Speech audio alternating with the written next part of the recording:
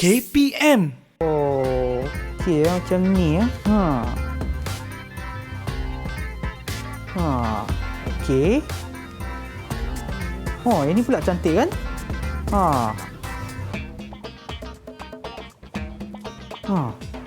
Tak pasang cikgu sana. Hai cikgu, selamat pagi. Selamat pagi. Cikgu. Ya. Cantik lah phone. Cantik kan? Boleh tak saya nak tukar phone tu dengan LCD TV belakang? Cikgu nak phone saya nak tukar dengan yang ini? Ya. Saya berminat dengan phone tu. Oh, tapi cikgu yang ni phone saya. Tapi macam tak adil je. Lagi-lagi pun saya tak nak TV dan saya masih gunakan phone saya, cikgu. Masalah kan kalau macam tu? Jadi, apa yang kita nak teroka hari ni ialah kita nak selesaikan masalah ni dengan wang. Dengan wang ni kita dapat selesaikan masalah tadi pasal dia mempunyai fungsi-fungsi yang tertentu. Jom kita teroka.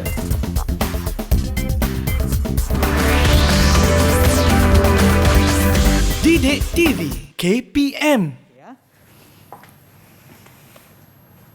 Salam sejahtera dan selamat pagi. Anda sedang menonton teroka di Didik TV KPM bersama dengan saya, Sean Steven, selaku hos anda. Sebelum kita bermula, saya nak ingatkan kepada anda untuk sentiasa mengikut SOP yang ditetapkan bagi menangani penularan COVID-19 seperti memakai pelitup muka macam saya kan. Kerap cuci tangan dengan air dan sabun. Pakailah hand sanitizer ataupun gel ataupun cecair pembasmi kuman untuk memastikan tangan anda sentiasa bersih. Dan apabila anda berada di tempat awam, jarak di antara satu sama lain kena jaga tu. Pastikan jaraknya sekurang-kurangnya 1 meter. Dan untuk hari ini, seperti yang anda nampak pada permulaan tadi, kita ada seorang cikgu yang akan bersama kita, iaitu Cikgu Nurul Azmi Muhammad Hatta daripada Sekolah Agama Menengah Nurul Iman Klang, Selangor. Hai cikgu, selamat pagi. Selamat pagi. Sihat cikgu? Alhamdulillah sihat. Okey, sebelum kita teruskan, mungkin cikgu boleh kenalkan diri cikgu kepada murid kita yang sedang menonton sekarang cikgu. Silakan. Saya mula-mula sekali, Assalamualaikum warahmatullahi wabarakatuh dan selamat sejahtera. Saya Cikgu Nurul Azmi bin Muhammad Hatta, boleh panggil Cikgu Azmi. Saya mengajar di Sekolah Agama Menengah Nurul Iman dan pengalaman mengajar ni dah masuk tahun yang ke-14. Tahun ke-14 cikgu? Yes. Okey cikgu, dan sebelum kita teruskan, mungkin cikgu pun boleh amalkan SOP cikgu. Kita ada jam pembahas kurang ni, saya bukakan dulu. Okey, dah buka kot? Okey. Okey, yalah, kita kena sentiasa amalkan SOP cikgu, terutama sekarang cikgu. Kita kenalah tolong untuk membantu untuk mengurangkan bilangan kes yang ada di sana. Baiklah cikgu, sebelum kita teruskan, saya tahu kita ada kawan-kawan saya ada dalam talian yang akan bersama kita untuk penerakan kita. Siapakah mereka? Hai semua. Selamat pagi. Hello, itulah dia muka-muka handsome, muka-muka cantik kita yang akan bersama kita untuk pagi ini. Dan apa saya akan buat, saya akan sebutkan nama anda. Sila kenalkan diri anda ya. Kita mulakan dulu dengan Muhammad Nizam. Silakan. Hai, Assalamualaikum. Nama saya Muhammad Nizam bin Ahmad Syaiful. Boleh panggil Nizam, daripada kelas 4 Al-Hanafi. Okey, terima kasih Nizam. Seterusnya kita ada Khairus Solehan. Bismillah, Assalamualaikum warahmatullahi wabarakatuh. Hai, nama saya Khairus Solehan bin Hasrin. Boleh panggil saya Solehan. Saya dari kelas 4 Al-Hanafi. Selamat berkenalan. Okey, terima kasih Solehan. Seterusnya kita ada Ahmad Haris. Hai, nama saya Ahmad Haris Safwan bin Nokama. Boleh panggil saya Haris dan saya 4 Al-Maliki. Kelas 4 Al-Maliki. Okey, terima kasih Haris. Seterusnya Siti Aina. Hai, Assalamualaikum. Nama saya Siti Aina Nazira binti Muhammad Nasir. Boleh panggil Nazira, dari kelas 4 Al-Hanafi. Okey, terima kasih Nazira. Kita juga ada Nur Aina Natasha. Hai, nama saya Nur Aina Natasha binti Zazul. Boleh panggil Natasha, daripada kelas 4 Hanafi. Okey, terima kasih Natasha. Dan yang terakhir sekali kita ada Nurul Huda. Hai, Assalamualaikum warahmatullahi wabarakatuh. Saya Nurul Huda binti Fauzi. Boleh panggil Huda, dari kelas 4 Al-Hanafi. Okey, terima kasih Huda. Dan adakah anda semua bersedia untuk penerakan kita pagi ini? Bagilah thumbs up sekiranya dah bersedia. Okey cikgu, nampaknya mereka dah bersedia cikgu. Tapi sebenarnya apa yang kita akan teroka hari ini cikgu?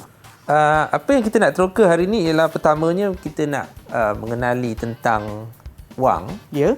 Okey, yang mana ada kategori-kategori dia lah, jenis-jenis dan sebagainya. Ya. Kemudian dalam slot yang seterusnya nanti kita akan tengok pula siapa pula yang keluarkan wang ni.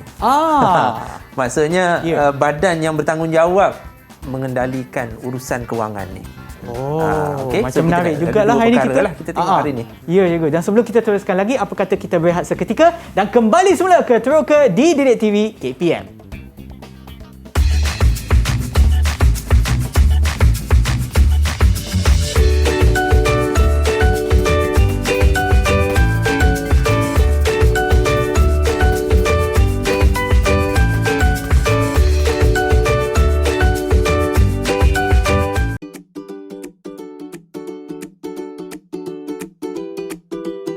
Tahukah anda, rakyat Malaysia pertama yang menjadi Gubernur Bank Negara selepas merdeka, Allahyarham Tun Ismail Muhammad Ali, mendapat ilham menjadikan motif kijang sebagai logo rasmi bank.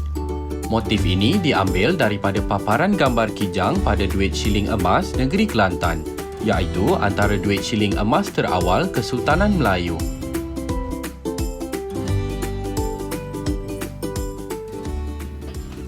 Kembali semula ke Teroka di Didik TV KPM bersama dengan saya Sean Steven dan juga Cikgu Azmi untuk mata pelajaran kita pada hari ini iaitu ekonomi. Topiknya adalah wang dan bank. Jom cikgu kita mulakan penerokan kita. Silakan. Okey, so hari ini kita nak teroka tentang topik wang dan juga bank. Cuma fokus kita untuk bank ni adalah bank pusat. Ya. Okey, bank pusat ni maknanya kalau kat Malaysia ni bank negara Malaysia lah. Okey, so kita tengok dulu apa yang berlaku. Alright, so mula-mula sekali kita kena faham apa yang dimasukkan dengan wang. Ya. Okey, wang ni adalah satu komoditi ataupun satu benda yang mana diterima umum untuk dijadikan alat perantaraan pertukaran. Macam tadi kan, situasi tadi susah kan? Bila kita nak tukar tu, seorang tak suka dah tak jadi. Ya. Lepas tu kadang-kadang pula tak adil. Satu besar, satu kecil. Nilainya pun tak sama. Betul. Jadi kita perlukan sesuatu untuk dijadikan alat perantaraan pertukaran. Jadi daripada situ, situasi tadi dapat diselesaikan. Okey. Jadi sistem ini diwujudkan atas kelemahan sistem barter. Yang mana tukar barang tadi tu kita panggil sistem barter. Ya. Okey. Bila adanya wang, masalah sistem barter ni dapat diselesaikan. Ya. Okey. So kita tengok. Alright, so macam mana kita nak tengok ciri-ciri wang ni? Ini sangat penting. Okey. Mula-mula sekali, dia mestilah diterima umum. Satu benda tu macam contoh kan, saya letak duit kertas kat atas ni. Ada banyak duit kertas ni. Ada RM1, ada RM5, RM10, RM20 dan juga RM50. So duit-duit ni kita terima umum. Semua terima, ini adalah duit.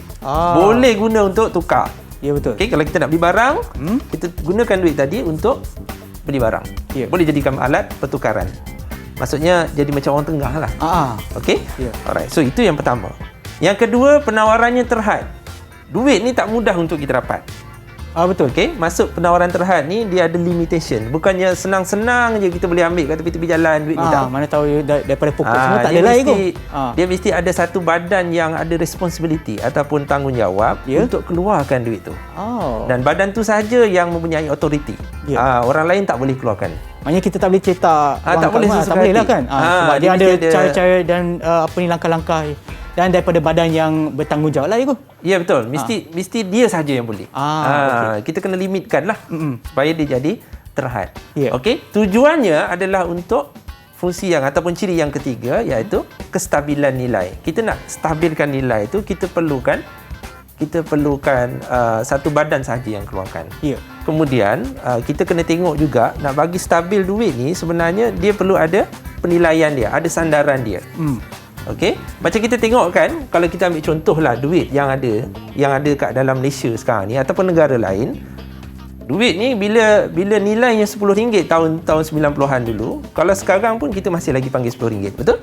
Betul Ego. Tak ada kita kata sekarang dia dah tukar. Cuma nilai sebenar tu mungkin berubah lah. Maksud nilai sebenar tu mungkin dari segi kemampuan duit RM10 tadi, kalau dulu dengan sekarang dia ada beza.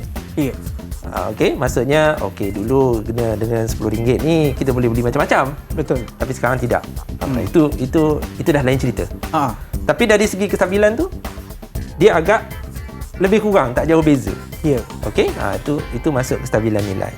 Kemudian dia mesti tahan lama. Tahan lama? Duit kalau tak tahan lama macam mana? Oh, nanti cepat rosak lah. Duit yang kita simpan tahun 80-an, Ya. sampai sekarang pun kita masih boleh guna lagi. Oh, ya betul. Dia tahan. Okey, lagi satu dia tak mudah rosak. Okey, duit ni kan kalau kita masuk dalam mesin pun, masuk dalam mesin basuh, terbasuh sekali pun dia tak rosak. Itu memang salah satu ciri wang. Oh. Okey? Ya. Alright. So seterusnya mudah dibawa, senang nak bawa duit-duit ni.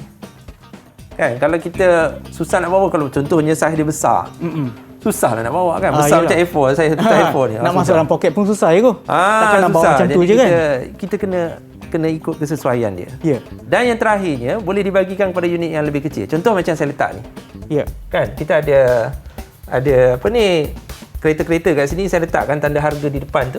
Ya ko. Kalau katakan Sean nak beli yang mana? Kalau saya ko, saya sebenarnya yang ni nampak canggih ko. Mungkin saya nak beli yang ni lah. Metal. Ni pun bersih ko, yang ni berat. Yang ni macam ringan sikit lah, macam dibuat daripada plastik. Okey, katakan Sean suka yang ini. Ya. Kan, dia letakkan harga dia RM30. Ya cikgu. And then you bayar guna duit RM50. So apa yang berlaku seterusnya?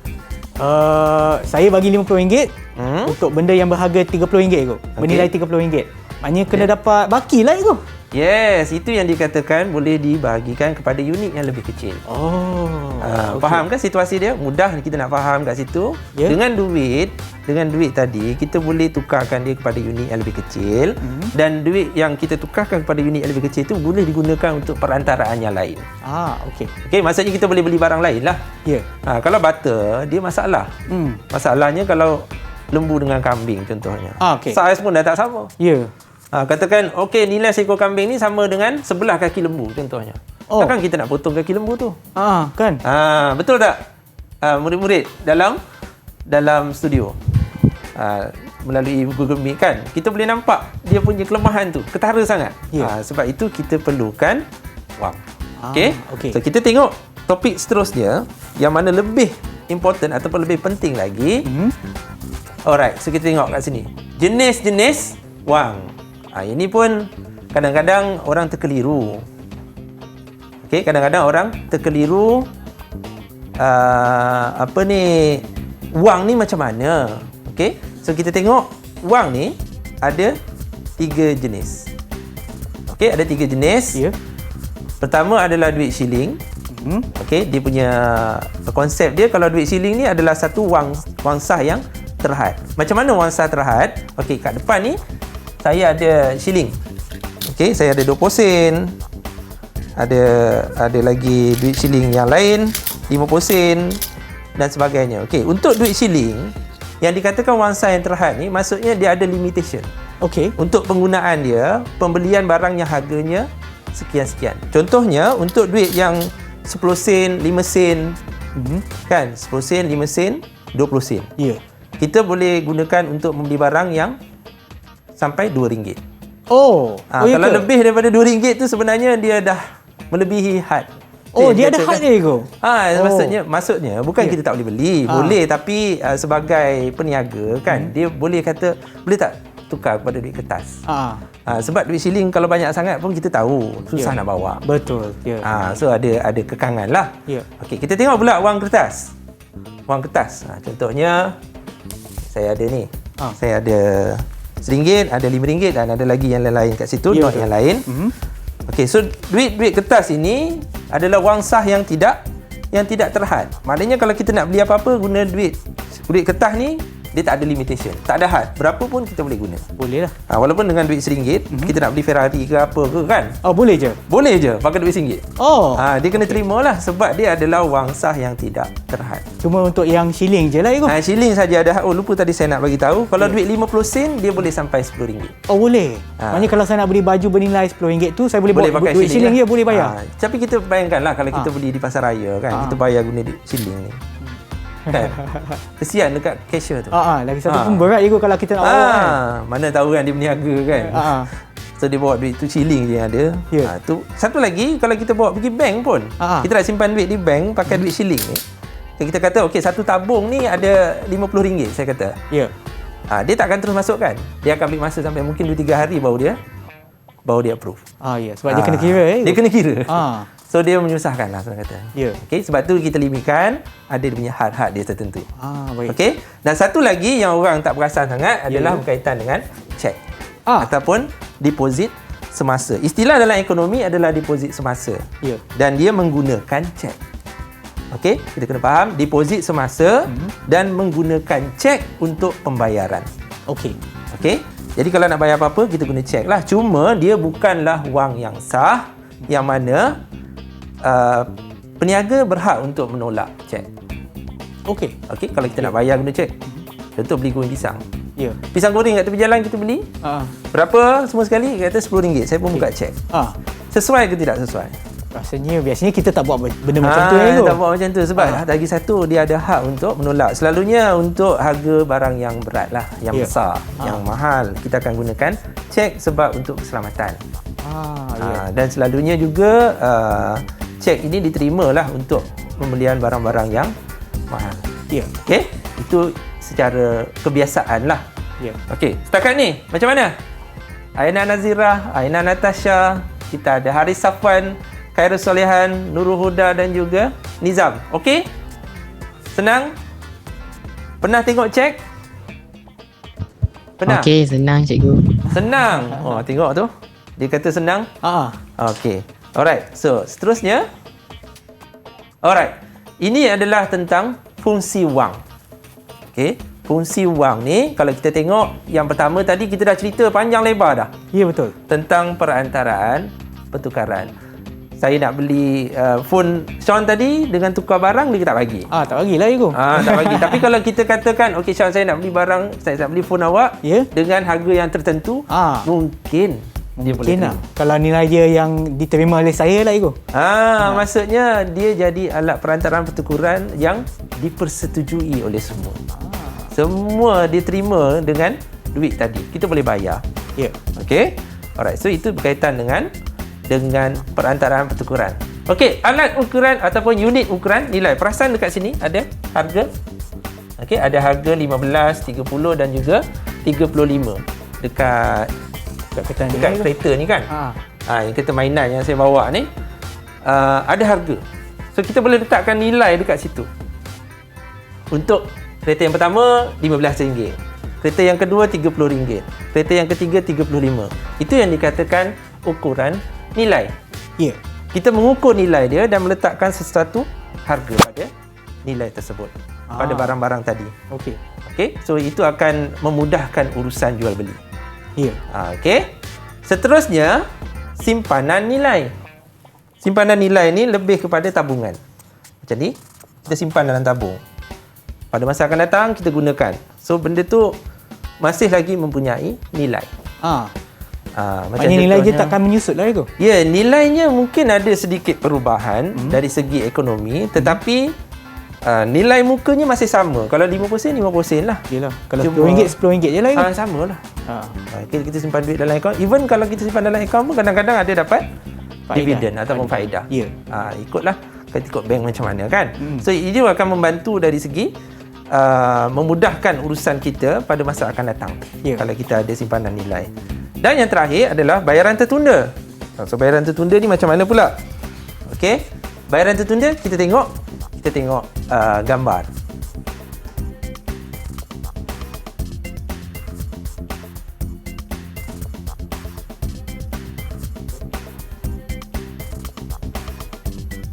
Ya. Cikgu kita nak tengok apa? Gambar itu? Gambar. Yes, gambar. Yang akan tertera pada skrin anda. Yang akan tertera pada skrin. Kita tengok.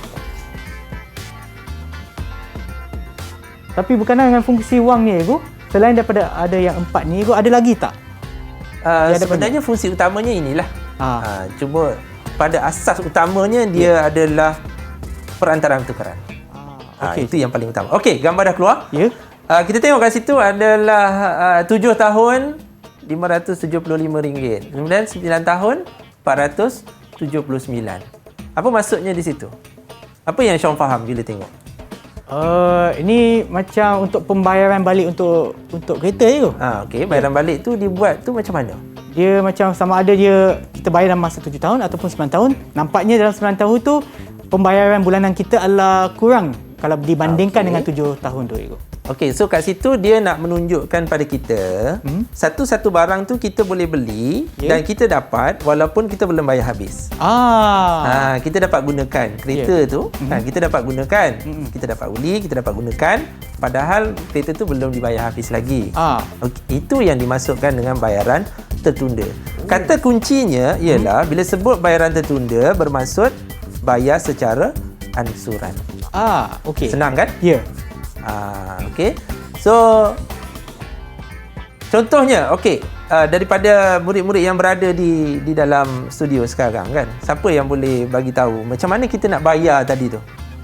Buat bayaran kereta tadi tu kan. Kita boleh bayar cash selain daripada cash? Siapa nak cuba?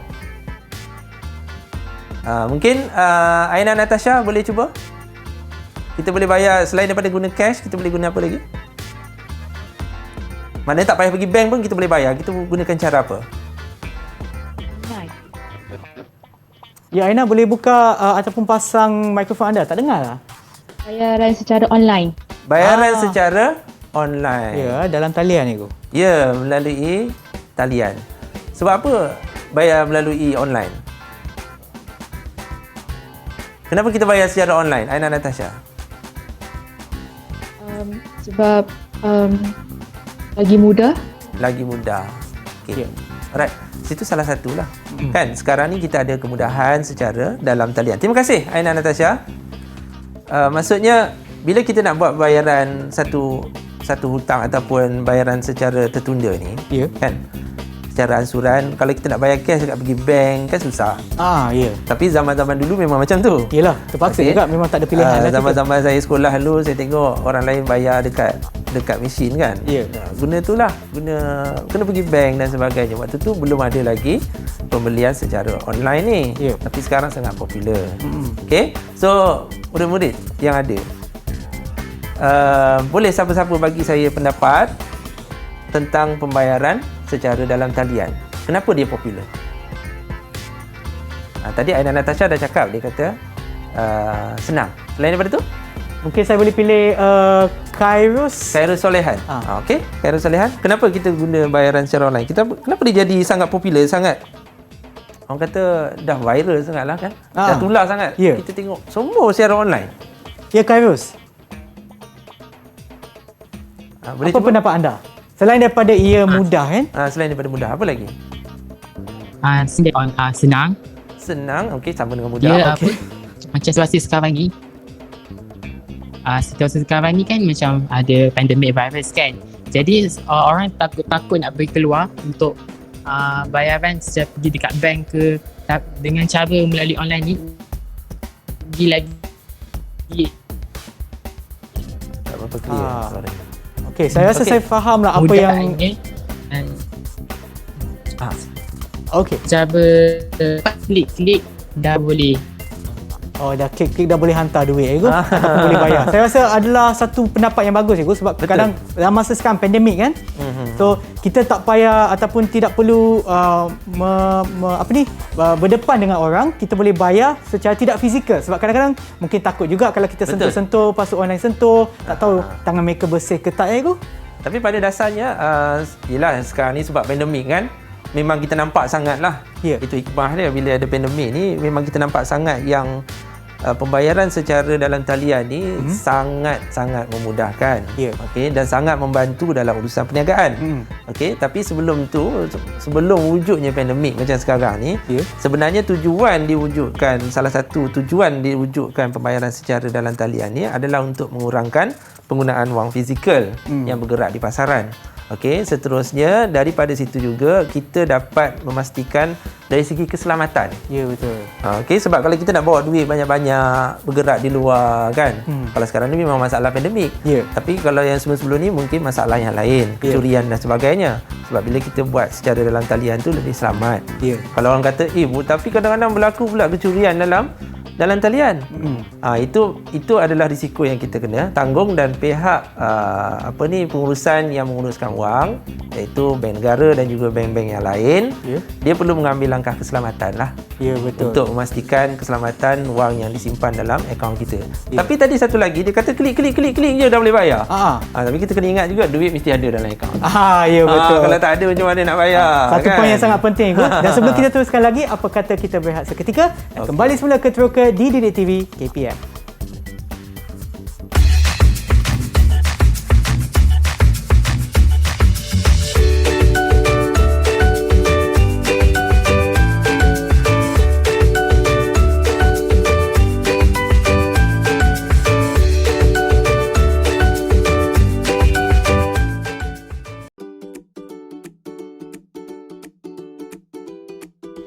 Tahukah anda? Seksyen 15 Kurungan 1 Akta Bank Negara Malaysia 2009 memperuntukkan bahawa Gubernur Bank Negara Malaysia hendaklah dilantik oleh Yang di-Pertuan Agong dan Timbalan Gubernur oleh Menteri yang bertanggungjawab terhadap kewangan negara.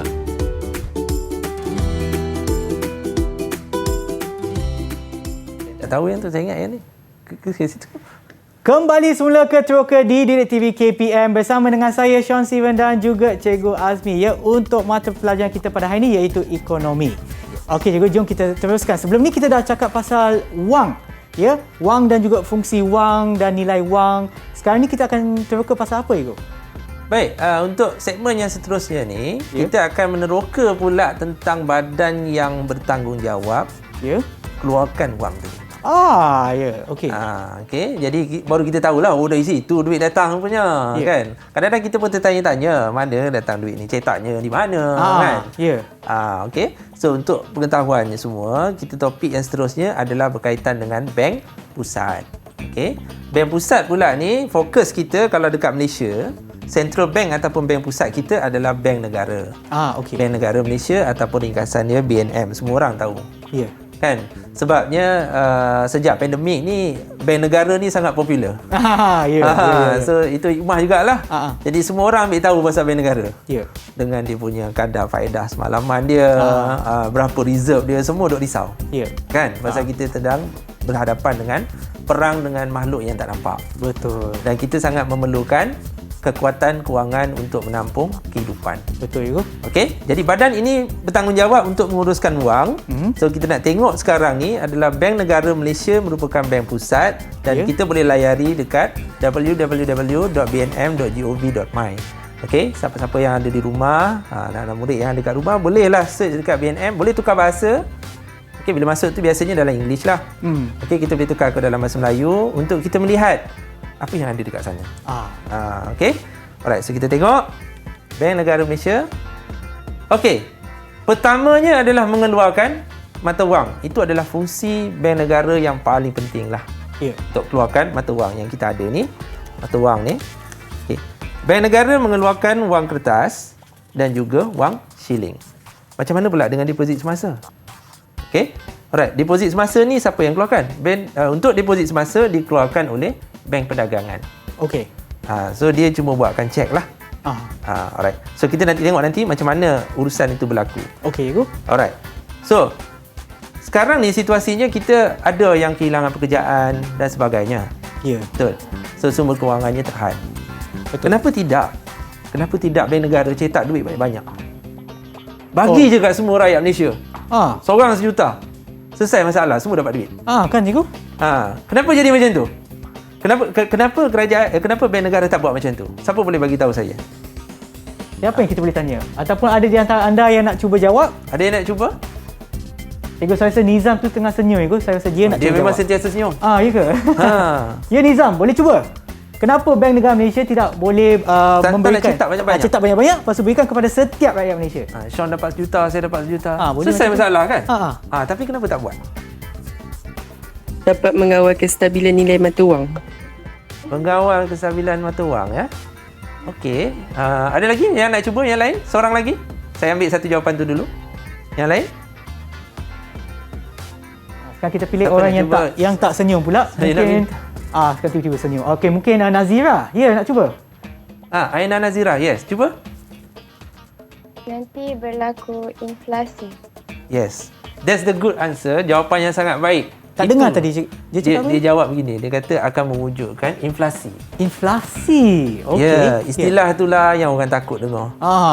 Kita kata kalau sebut ekonomi ni je, inflasi semua takut. Ya. Kan? Okey, to be honest, untuk secara jujurnya, inflasi ni kadang-kadangnya ada keperluan juga. Ya. Ada juga kebaikan dia. Okey, sebab dalam situasi ekonomi, dia berlaku dua keadaan.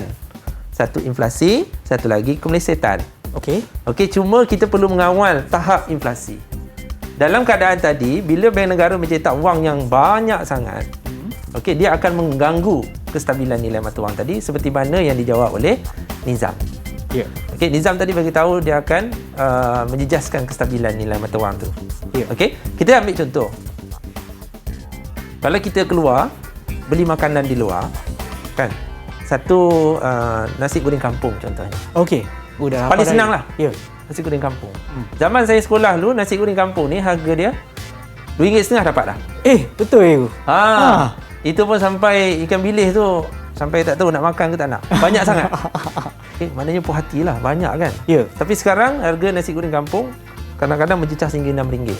Ya, betul ya. Kan? Makin mahal. Ya. Itu yang dikatakan inflasi. Okey. Bila orang semua ada duit yang banyak, macam tadi semua ada RM1 kan. Perkara seperti ini akan berlaku secara rapid ataupun secara berterusan dan mungkin melampaui tahap pemikiran kita. Contohnya nasi goreng kampung boleh jadi RM60. Sebab apa? Sebab semua orang ada duit. Macam tu. Okey.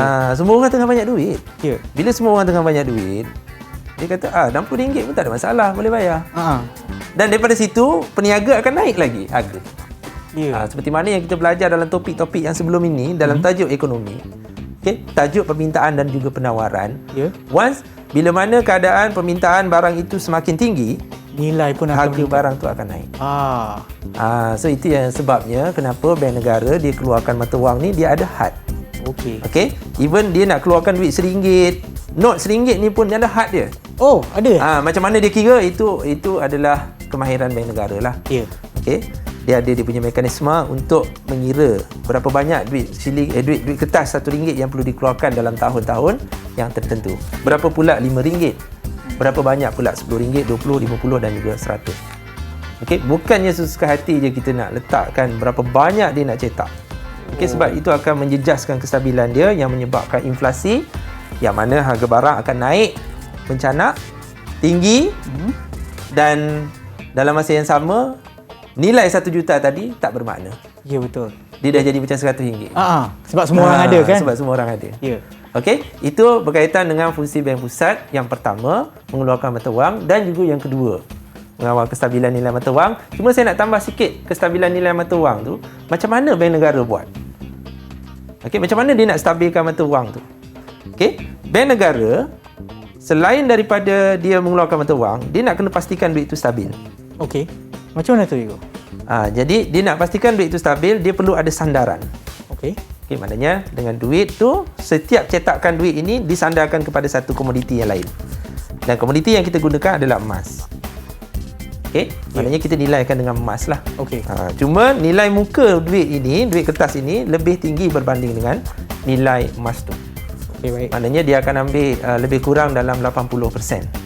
Okey. Okey, maksudnya kalau RM1 ni kita ambil nilai emas yang 80% lah. Okey. Sebab 80% kan, 80%. Ya. Okey, itu macam mana dia mengawal kestabilan nilai.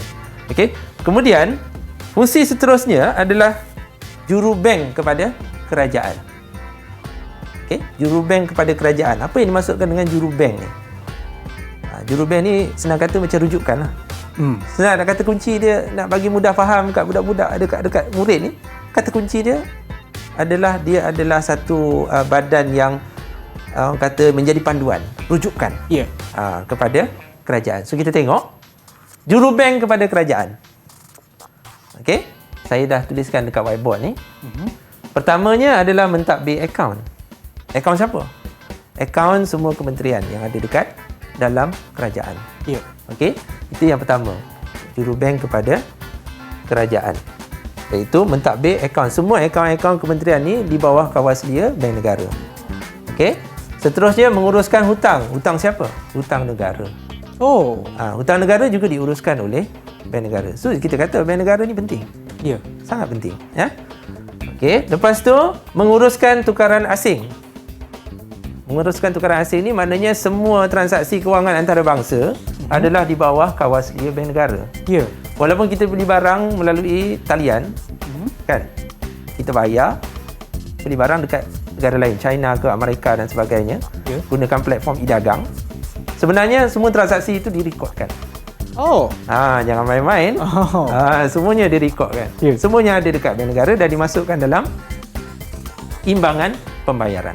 Yang itu kita belajar masa tingkatan 5 nanti. Okey. Okey. Alright. Kemudian tujuan dia mengawal tukaran asing ni adalah untuk memastikan kestabilan juga. Sebab kalau kita biarkan dia tanpa kawalan, dia boleh menyebabkan nilai mata wang kita jatuh ke satu tahap yang mungkin boleh menjejaskan tahap ekonomi kita. Oh, okey. Nampak macam iya ke? Tapi itulah hakikatnya. Ya. Okey, pentingnya bank negara ni. Sangat penting, ya. Seterusnya, jurubank kepada kerajaan juga, dia berfungsi sebagai satu badan yang mengeluarkan pendahuluan sekiranya kerajaan nak buat pembayaran apa-apa. Ya. Dan kewangan kerajaan belum lagi ditutup. Okey. Okey, sebab dia ada cycle dia, ada pusingan dia. Ya. Jadi bank negara akan gunakan dana yang sedia ada untuk bayar dulu. Okey. Pendahuluan lah, settlekan dulu. Ya. Untuk elakkan hutang luar negara lah terutamanya. So daripada situ nanti kalau ada apa-apa urusan pun kerajaan hanya berurusan dengan bank negara saja. Okey. Okey. Dan yang terakhirnya adalah sebagai menguruskan pelaburan. Yang ini lebih kepada khidmat nasihat. Contohnya kalau kerajaan dia nak buat satu urusan ataupun dia nak buat satu pelaburan kat luar negara. Ya. Okey, ataupun pelaburan dalam negara sekalipun. Jadi bank pusat ni dia ada function dia ataupun fungsi dia, dia memberikan khidmat nasihat. Ya. Dia nak kata, okey, boleh tak pelaburan ni? Kalau bank negara kata dia akan bawa manfaat yang besar kepada negara, untuk ekonomi, buka peluang pekerjaan dan sebagainya, dia nampak perkara tu, bolehlah diteruskan. Okey. Tapi macam mana pula kalau dia kata tak sesuai? Kerajaan boleh teruskan, kerajaan boleh tidak teruskan. Ya. Okey? Sebab dia hanya nasihatkan. Ya, dia nasihat je. Macam kita juga lah kan. Kita terima ataupun tidak lah kan. Nak sambung belajar, sambung kat tempat. Tanya mak kita. Mak kita kata, mak rasa tak sesuai lah. Tapi adakah kita mesti tak payah sambung kat situ? Kadang-kadang kita pergi juga kan. Ya. So, hikmat nasihat. Okey? Itu berkaitan dengan fungsi dia iaitu jurubank kepada kerajaan. Baik, seterusnya jurubank kepada bank perdagangan. Okey, boleh saya tanya siapa lagi yang belum? Siapa lagi? Nurul Huda Fauzi. Ya. Ataupun yang lain-lain pun kalau nak cuba pun boleh lah. Ya? Pernah dengar bank perdagangan? Pernah. Pernah? Boleh bagi saya dua contoh bank perdagangan? Public Bank, Okey. CIMB Bank. Public Bank dengan CIMB Bank. Okey, betul? Tahniah. Terima kasih. Nanti hadiah tuntut lah. Ada hadiah tu? Ada. Ya. Baik, jurubank kepada bank perdagangan ni pula, fungsi dia macam tadi juga sebagai orang kata rujukan. Ya. Untuk memberikan panduan dari segi kewangan, tetapi rujukan untuk bank perdagangan seperti mana yang dibagi contoh tadi. Ya. Okey. So macam mana dia nak buat tu? Salah satunya tadi yang saya sebut pasal cek. Okey. Bank pusat dia berperanan sebagai rumah penjelasan. Ya. Maknanya bila mana satu bank dia keluarkan cek buat pembayaran, ada maknanya customer ataupun pelanggan dia lah gunakan cek tadi untuk buat pembayaran, dia buat pembayaran di bank yang lain. Okey. Jadi urusan tadi tu, transaksi itu akan dibuat oleh bank pusat dulu. Oh. Bukan bank dengan bank. Bukan. Oh, okey. Maknanya itu yang dikatakan rumah penjelasan antara bank. Sebab kalau antara bank dengan bank mungkin memakan masa. Ya. Jadi bank pusat dia nak cepatkan dulu urusan tu sebab kita pun marah kan. Ya. Sebagai seorang peniaga contohnya buat urusan, orang bayar guna cek, kena tunggu sampai 2 minggu baru dapat cek tu, baru clear. Ya. orang marah kita. Kan. Kita nak cepat. Ya. So kat situ bank pusat dimainkan peranan, dan sekarang ni banyak sangat kemudahan elektronik yang boleh membantu untuk mempercepatkan urusan tadi. Ya. Okey, itu yang dikatakan jurubank kepada perdagangan, iaitu bank perdagangan ni memerlukan bank pusat untuk rumah penjelasan antara bank bagi menguruskan cek. Ya, betul. Okey. Cikgu, sebelum kita teruskan lagi dengan fungsi bank pusat yang seterusnya, iaitu untuk mengawal kestabilan ekonomi, apa kata kita berehat seketika dan kembali semula ke Teroka di Didik TV KPM.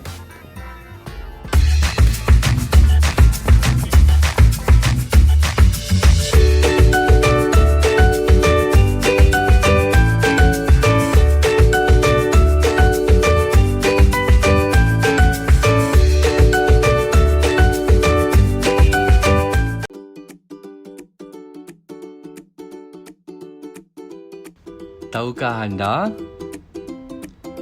Datuk Nur Syamsiah Muhammad Yunus merupakan Gubernur Bank Negara pada masa kini dan beliau telah dilantik memegang jawatan itu berkuat kuasa pada Julai 2018.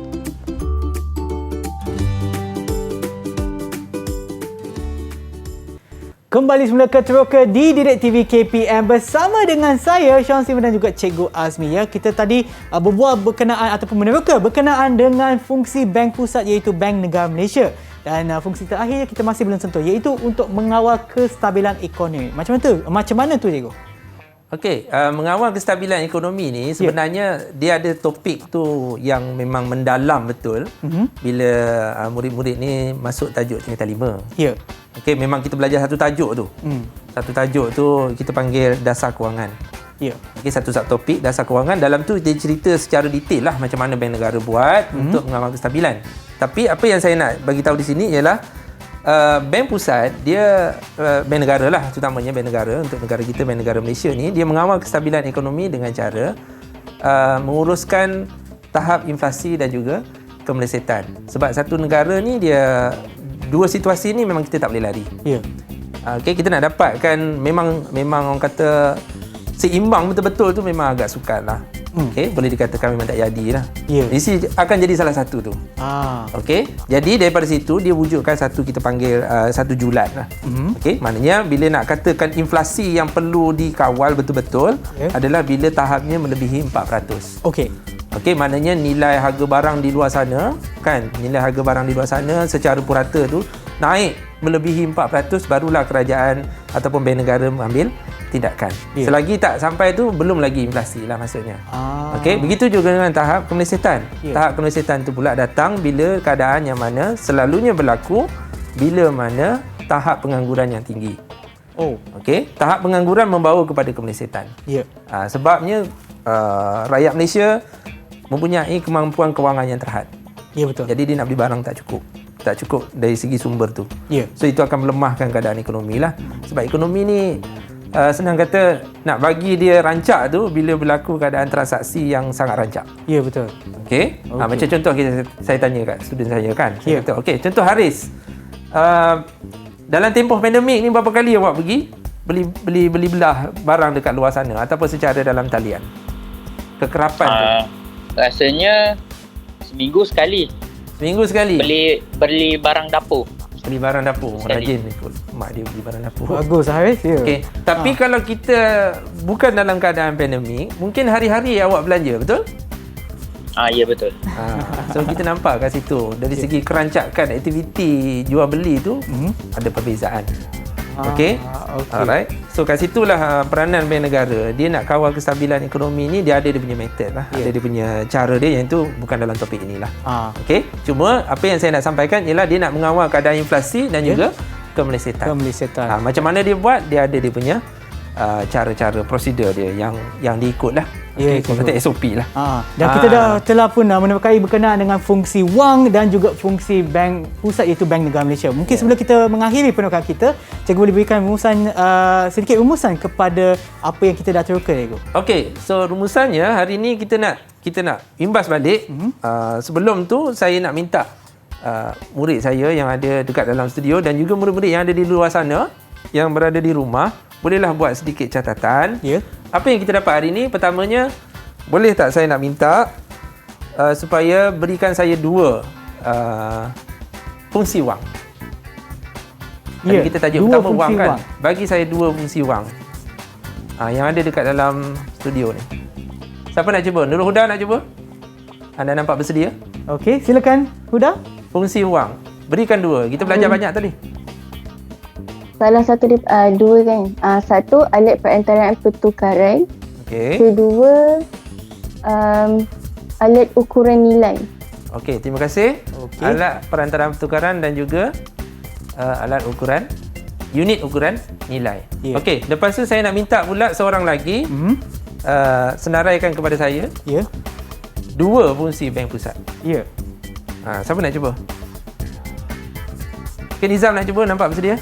Dia dah angkat tangan dah. Haris pun angkat tangan. Semua nak angkat tangan dah. Okey. Ya, Okey, Nizam, silakan. Nizam.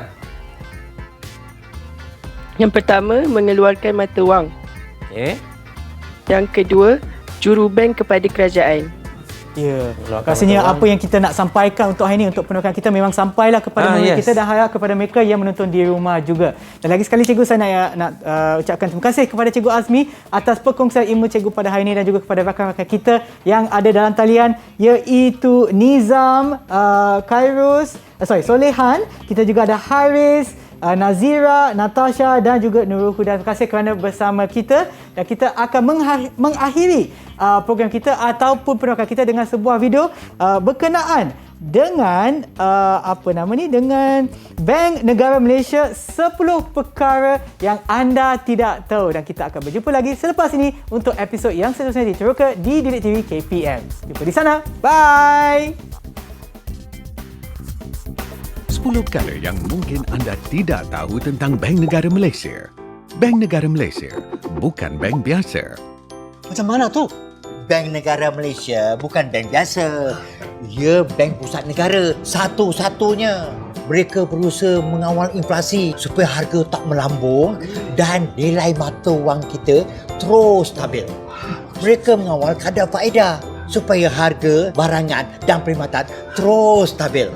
Bila harga stabil, kita lebih yakin berbelanja dan melabur. Barulah pertumbuhan ekonomi akan berterusan. Mi goreng siap! Bank Negara Malaysia mengeluarkan wang tetapi tiada ATM.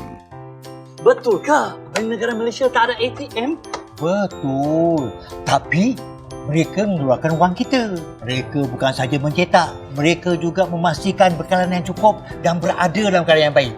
Wang kita yang dikeluarkan oleh Bank Negara Malaysia mempunyai ciri-ciri keselamatan yang canggih. Bank Negara Malaysia, pembayaran menjadi mudah dan selamat. Alamak, tak cukup wang pula. Tak ada hal.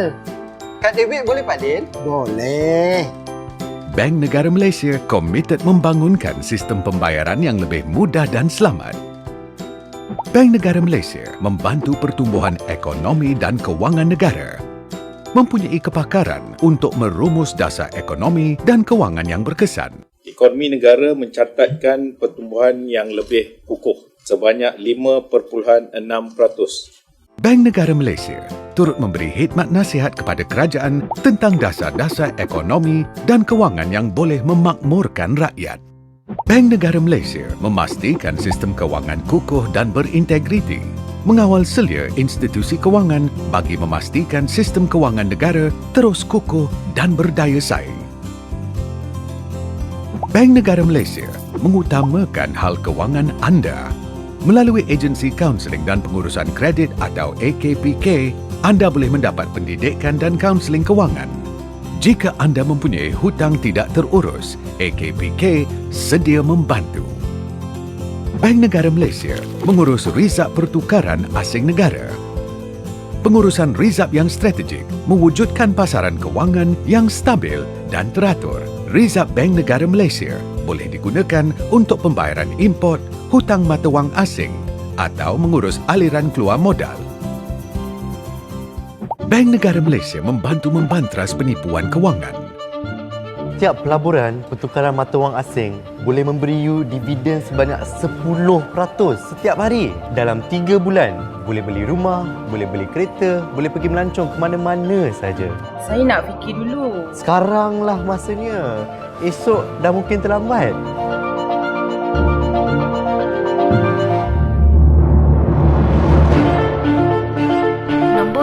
adil tiada dalam perkhidmatan. Bank Negara Malaysia bekerjasama dengan agensi penguatkuasaan untuk membawa individu yang disyaki ke muka pengadilan bagi kes-kes yang berada di bawah bidang kuasanya. Bank Negara Malaysia berusaha memastikan tiada yang ketinggalan. Bank Negara Malaysia berusaha memastikan pengguna dan para usahawan di mana-mana jua mendapat akses kepada perkhidmatan dan produk kewangan. Usaha berterusan turut giat dijalankan bagi membentuk masyarakat celik kewangan. Di BNM Link, pusat sehenti yang memberi khidmat nasihat dan maklumat serta menerima aduan berkaitan produk dan perkhidmatan kewangan. Perkhidmatan BNM Link tersedia di pejabat-pejabat wilayah Bank Negara Malaysia. Pak Din, link bergerak Bank Negara Malaysia dah sampai. Kita ada banyak maklumat dan perkhidmatan yang kita nak kongsikan bersama, antaranya skim pembiayaan mikro yang mana tuan-tuan boleh membuat permohonan melalui institusi kewangan yang terlibat. Pak Din, macam ni warung boleh jadi kafe ni. Ada kopi kelate. Bukan kopi kelate, kef latte lah Pak Din. Bank Negara Malaysia memelihara khazanah dan sejarah negara. Museum dan galeri seni Bank Negara Malaysia mengalu-ngalukan anda menerokai sejarah mata wang dan menghayati hasil seni karyawan tanah air. Di Bank Negara Malaysia, setiap yang dilakukan adalah untuk kesejahteraan rakyat dan negara.